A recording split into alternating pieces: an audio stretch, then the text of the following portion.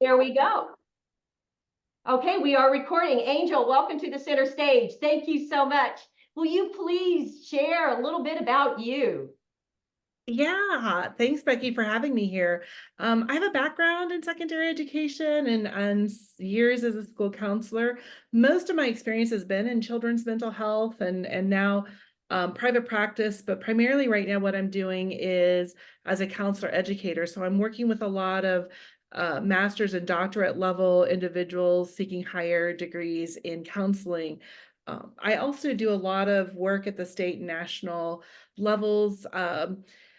So currently I'm the co-chair of the National Child Traumatic Stress Network's Complex Trauma Work Group and really work with a lot of different organizations and individuals across the country who are really looking to use trauma strategies and interventions in a variety of settings, including the school.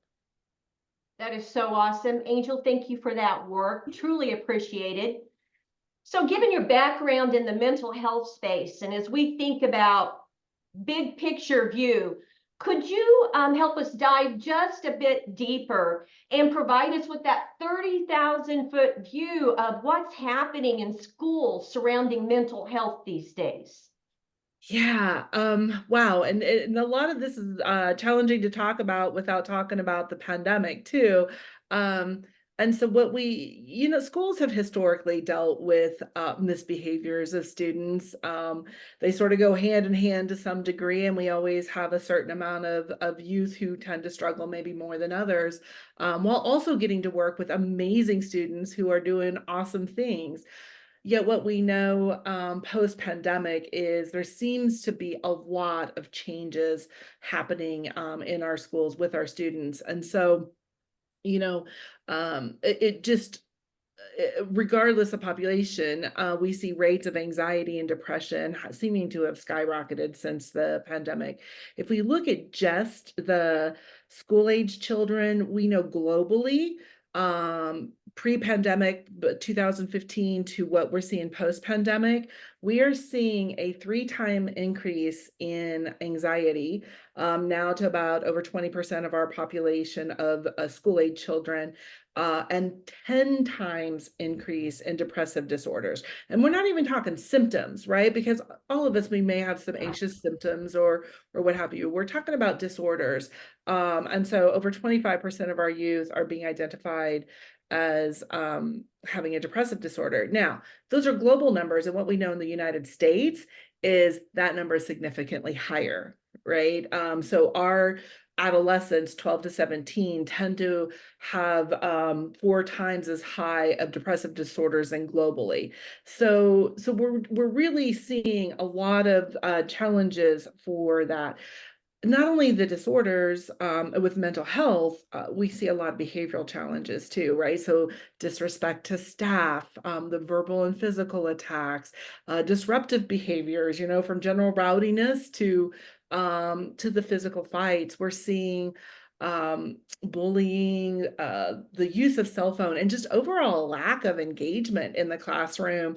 A lot of educators are saying the kids are just putting their heads down on their desk.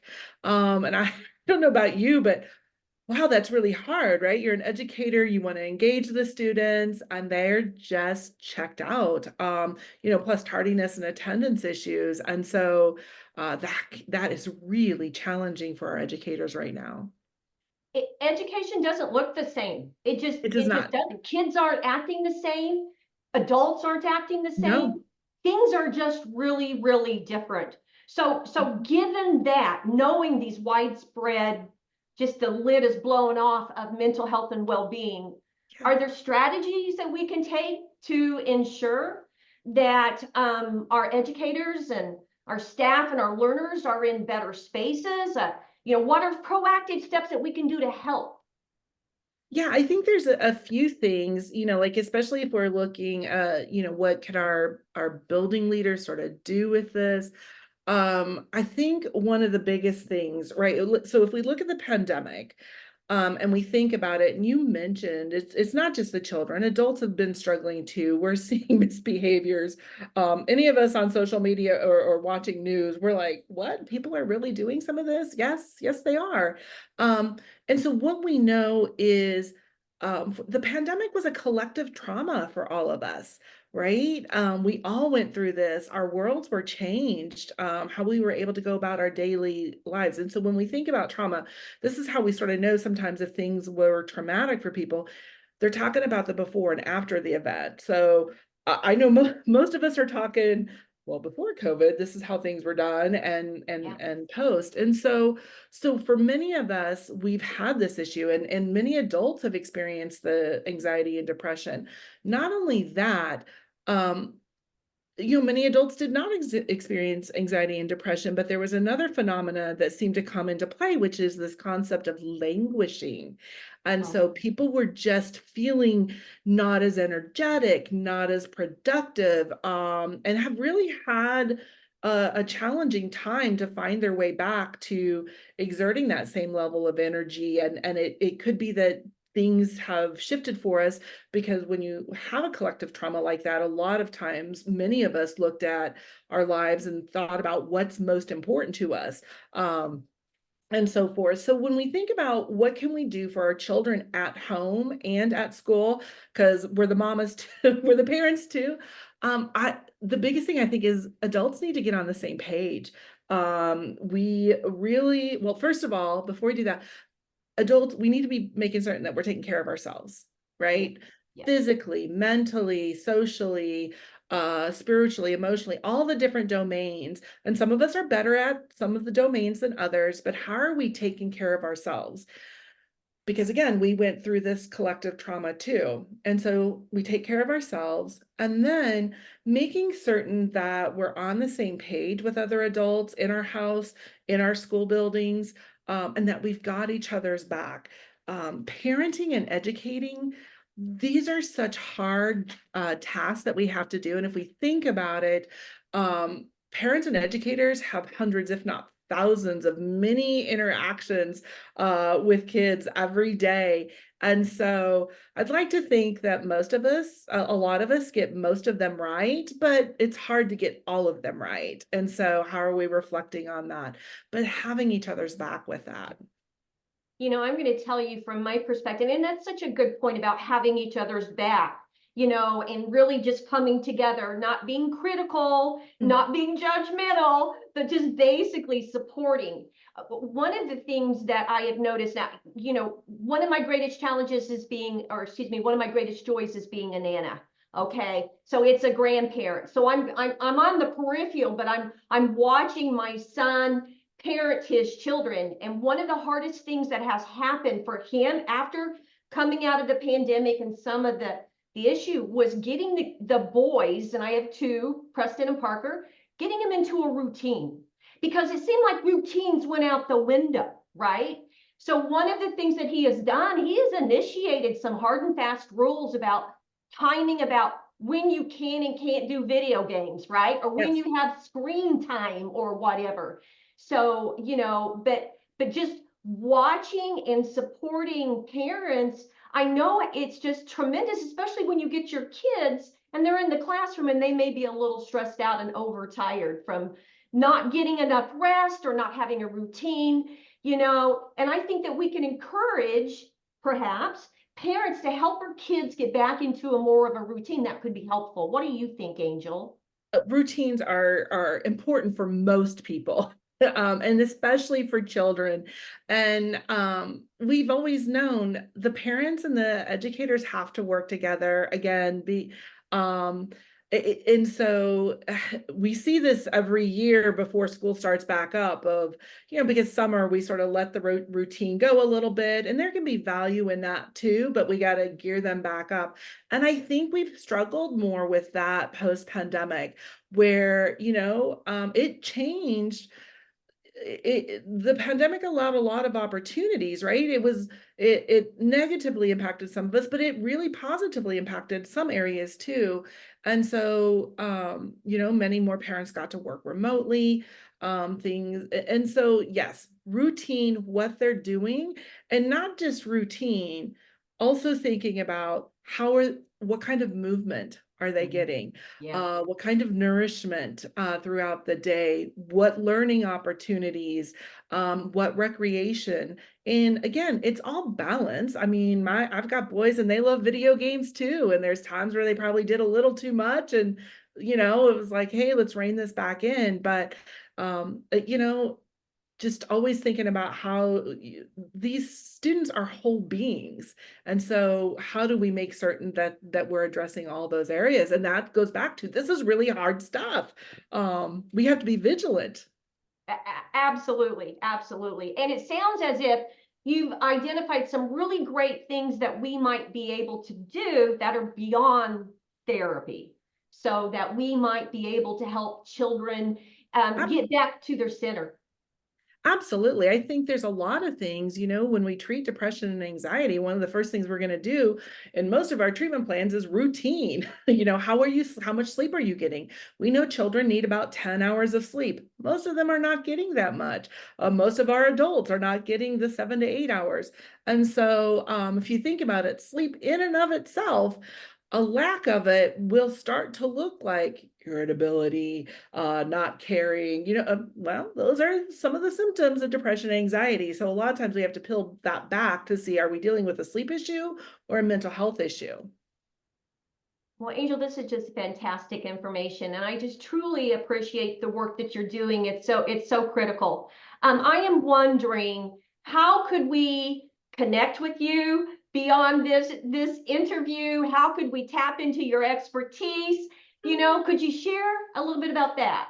Sure. Yeah. You can reach out to me via email. I think they can get my email from you, Becky, but it's angel@mindshiftcenter.org.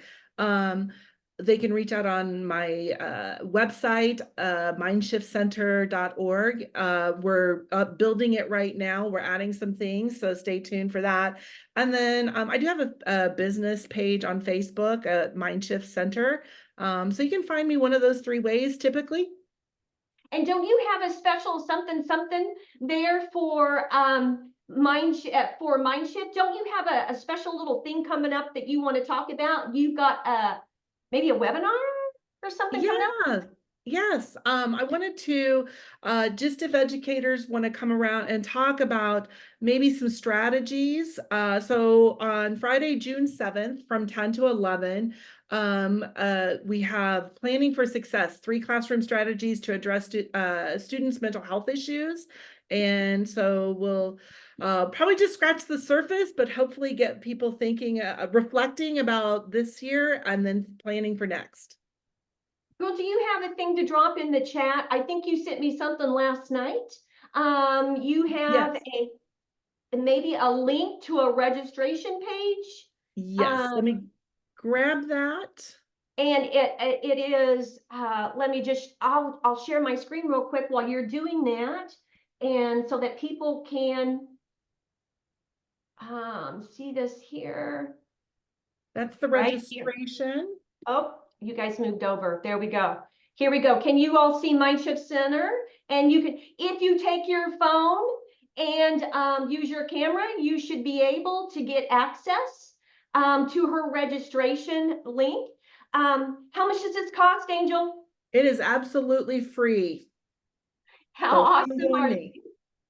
How awesome are you? And you're very generous. Thank you so very much. Yeah. So does everybody, if you can, get your cameras out, take a picture there, and you can get this QR and get the right to the registration. And I'm going to go ahead and I'm going to stop that share. Once I find, there we go. There we go. And then Angel has the link right in there. Very good. Oh, and thank you so much. Angel, you put your contact information in there, correct? Yes. Yes. Very, very good. Okay, let me see. Do I have any questions here? Okay, here's a question. We have some time to take here. Yeah. Dr. Brady has asked, a challenge that I've noticed is how to balance academic and social emotional needs of learners as well as the educators. The stress I see is the inability to achieve academic success adds to the social emotional stress, sort of like the chicken and the egg. Which comes first? Are we healing them or are we teaching them, or what are we doing? Yeah, Becky, and you and I have had this discussion many a times over the years. And, I don't think one comes first. I don't think we can separate them out. I think these have to be occurring simultaneously, because if we're only educating but not addressing some of the social needs, we're seeing, any of us who are following Fortune 500, we're seeing real issues in the workforce with a lack of social skills, emotional intelligence, and some of those soft skills, so which are much needed. Same thing, if we're focusing only on the social or emotional needs, but we're not addressing the academic, then they're going to get left behind. And those are critical learning years. And so that's going to, they're going to have to be competing for jobs with their same age peers. And so there's an element with self-esteem and self-worth. So I have never thought of these as separate. If you think of our schools, they're these mini labs for the world, right? We want them to go on to be productive adults. Well, our schools are opportunities in some ways for them to be practicing their social skills, learning skills. There might be opportunities for schools to think about how to meet different learning needs. And I'm not talking special education, but some are more hands-on, whereas some are more auditory and so forth. But I think there's ways we can engage students, and most of them, it's going to be through relationships. If there's just one adult in that building that the student feels they can connect with, that's pretty pivotal. And the same thing with peers. One of the things I will usually ask, one of the first questions I'll ask is, who do you sit with at lunch? And sometimes they'll be like, well, friends. Well, what's their names? Just friends.